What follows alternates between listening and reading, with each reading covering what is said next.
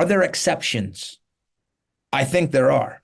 Even though there's no research study that I'm aware of that has reported persons on a diet, they lose weight.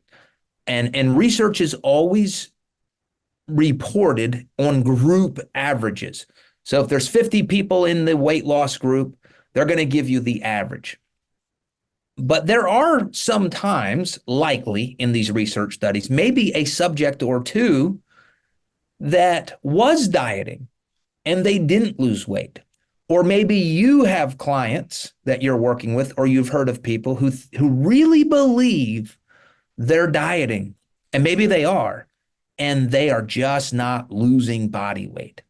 Now, the scope of my presentation tonight is not to address that, but I would be happy to address that in a future time. And if you guys want to, suggest future topics for me. But if we do have a client that's not losing body weight and body fat, and they believe they're dieting, there's usually one of three things that's going on. One is they are not being truthful.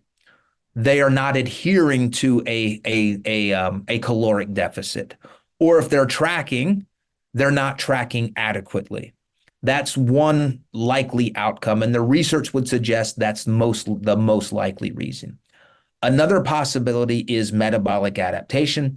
They've been dieting for a while, maybe not using good dieting practices where they're dieting pretty aggressively for a long period of time, and their body is experiencing metabolic adaptation where their metabolisms are slowing down, such that what used to be a caloric deficit is no longer a caloric deficit.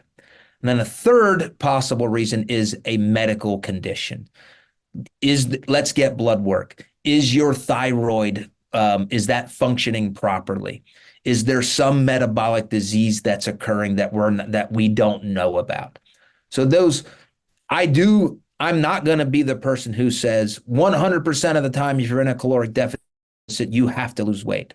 All the research points to that, but I acknowledge there are outliers, there are exceptions, and we need to be aware of the exceptions and be willing and able to accommodate and help our clients that are in that situation. But I also want to say these are the exceptions.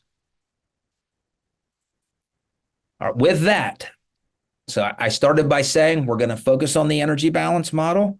I gave you some compelling evidence as to why the energy balance model works. Now I just want to explain a little bit of the philosophy, and then I want to get into the components of the energy balance model just for educational purposes. Again, I want you, and maybe you are, but are you an expert in fat loss? If you are, I think that you should have an understanding of the components of this energy balance model, because as I indicated earlier, probably all of us are using this model, whether or not we appreciate it or not, to guide us in our fat loss programming. So there are three different states that the energy balance model will give us: energy balance, a negative energy balance, and a positive energy balance. So when we have a neutral energy balance, this is where our body weights or our client's body weight will stay the same. If you're consuming 2,000 calories and you're burning 2,000 calories, and there's no metabolic disease, there's no medical condition, this person will be weight stable. Calories in, calories out are equal. Weight is the same. We have a negative energy balance. Now, a negative energy balance is where we are consuming fewer calories than what we're burning.